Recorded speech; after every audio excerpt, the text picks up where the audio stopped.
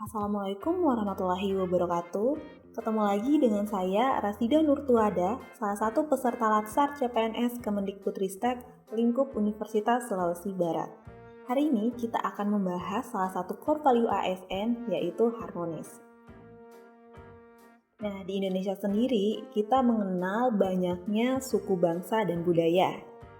Indonesia adalah negara kepulauan terbesar di dunia yang terdiri dari 17.504 pulau. Nama alternatif yang biasa dipakai adalah Nusantara, dengan populasi mencapai 270.203.917 jiwa pada tahun 2020. Indonesia menjadi negara berpenduduk terbesar keempat di dunia.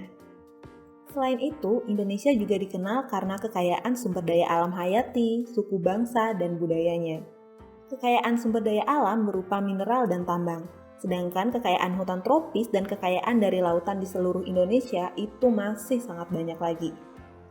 Semboyan nasional Indonesia itu adalah Bhinneka Tunggal Ika, yang artinya walaupun berbeda-beda namun tetap satu. Ini bermakna keberagaman sosial budaya yang membentuk kesatuan atau negara. Di mana kita mengetahui bahwa dari Sabang sampai Merauke, Indonesia itu memiliki banyak suku bangsa dan semuanya disatukan lewat semboyan nasional kita yaitu Bhinneka Tunggal Ika. Selanjutnya, konsep dan teori nasionalisme kebangsaan. Ada 4 teori nasionalisme kebangsaan. Yang pertama, aliran modernis. Aliran ini melihat bahwa bangsa merupakan hasil dari modernisasi dan rasionalisasi seperti dicontohkan dalam negara birokratis, ekonomi industri, dan konsep sekuler tentang otonomi manusia. Yang kedua, aliran primordialis. Aliran ini melihat bahwa bangsa merupakan sebuah pemberian historis yang terus hadir dalam sejarah manusia dan memperlihatkan kekuatan inheren pada masa lalu dan generasi masa kini. Yang ketiga, aliran perennialis.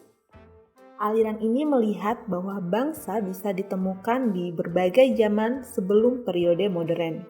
Dengan demikian, dalam perspektif primordialis dan perspektif modernis, bangsa modern bukanlah sesuatu yang baru karena dia muncul sebagai kelanjutan dari proses sebelumnya. Yang keempat, aliran etnosimbolis. Aliran ini mencoba menggabungkan ketiga pendekatan sebelumnya, yaitu aliran etnosimbolis ini melihat bahwa kelahiran bangsa pasca abad ke-18 merupakan sebuah spesies baru dari kelompok etnis yang membentuknya harus dimengerti dalam jangka waktu yang panjang. Potensi dan tantangan dalam keanekaragaman karena Indonesia ini memiliki banyak suku bangsa dan juga budaya, sehingga potensi dan tantangan ini pasti kerap terjadi. Adapun konflik-konflik yang bisa muncul, yang pertama itu konflik antar suku, yaitu pertentangan antara suku yang satu dengan suku yang lain. Perbedaan suku seringkali juga memiliki perbedaan adat istiadat, budaya, sistem kekerabatan, norma sosial dalam masyarakat. Pemahaman yang keliru terhadap perbedaan ini dapat menimbulkan konflik dalam masyarakat. Yang kedua, konflik antar agama, yaitu pertentangan antar kelompok yang memiliki keyakinan atau agama berbeda. Konflik ini bisa terjadi antara agama yang satu dengan agama yang lain atau antara kelompok dalam agama tertentu. Yang ketiga, yaitu konflik antar ras, yaitu pertentangan antara ras yang satu dengan ras yang lain. Pertentangan ini dapat disebabkan sikap rasialis, yaitu memperlakukan orang berbeda-beda berdasarkan ras yang dimilikinya. Dan yang keempat yang bisa muncul itu adalah konflik antar golongan, yaitu pertentangan antara kelompok dalam masyarakat atau golongan dalam masyarakat. Golongan atau kelompok dalam masyarakat dapat dibedakan atas dasar pekerjaan, partai politik, asal daerah, dan sebagainya. Selanjutnya, apa sih dampak yang bisa ditimbulkan nih dari konflik ini yang bisa kita rasakan sebagai ASN ataupun masyarakat pada umumnya?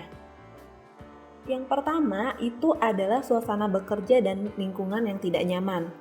Yang kedua, pekerjaan kita itu menjadi terbengkalai. sehingga menghasilkan kinerja yang buruk dan juga layanan kepada masyarakat itu tidak akan optimal karena impact dari konflik itu tadi. Sehingga memang konflik ini semaksimal mungkin harus bisa kita hindari. Dari tadi kita telah membahas mengenai keanekaragaman bangsa dan juga budaya di Indonesia. Selanjutnya, apa itu harmonis? Harmonis adalah kerjasama antara berbagai faktor dengan sedemikian rupa sehingga faktor-faktor tersebut dapat menghasilkan suatu kesatuan yang luhur. Seberapa penting sih suasana harmonis ini harus ada di kehidupan kita? Nah, suasana harmonis dalam lingkungan pekerjaan akan membuat kita secara individu tenang, menciptakan kondisi yang memungkinkan untuk saling kolaborasi dan bekerja sama, serta meningkatkan produktivitas bekerja dan kualitas layanan kepada pelanggan maupun masyarakat. Etika ASN sebagai individu dalam organisasi dan masyarakat, yaitu untuk merubah mindset, di mana pertama, berubah dari penguasa menjadi pelayan, yang kedua, merubah dari wewenang menjadi peranan, dan yang ketiga, menyadari bahwa jabatan publik adalah amanah yang harus dipertanggungjawabkan bukan hanya di dunia, tetapi juga di akhirat. Adapun sikap perilaku yang bisa ditunjukkan sebagai ASN yaitu pertama, bersifat toleransi, kemudian bersifat empati, dan juga memiliki sikap keterbukaan terhadap perbedaan. Nah, yang terpenting ini nih, apa peran ASN dalam mewujudkan suasana harmoni? Adapun peran ASN itu, yang pertama, sebagai PNS atau sebagai aparatur negara, kita harus bersikap netral dan adil.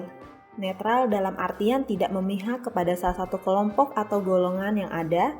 Adil dalam artian bahwa PNS melaksanakan tugasnya tidak boleh berlaku diskriminatif dan harus objektif, jujur, serta transparan. Yang kedua, ASN juga harus bisa mengayomi kepentingan kelompok-kelompok minoritas dengan tidak membuat kebijakan atau peraturan yang mendiskriminasi keberadaan kelompok tersebut. Ketiga, ASN juga harus memiliki sikap toleran atas perbedaan. Dalam melaksanakan tugas dan kewajiban sebagai ASN, juga harus memiliki sifat suka menolong, baik kepada pengguna pelayanan, juga kepada kolega PNS lainnya yang membutuhkan pertolongan. Dan yang terakhir, ASN menjadi figur dan teladan di lingkungan masyarakat. Nah, mungkin demikianlah penjelasan singkat saya pada hari ini mengenai harmonis, yaitu salah satu portfolio ASN. Semoga kita bisa berjumpa lagi di podcast-podcast selanjutnya. Akhir kata, wabillahi taufiq wal hidayah. Wassalamualaikum warahmatullahi wabarakatuh.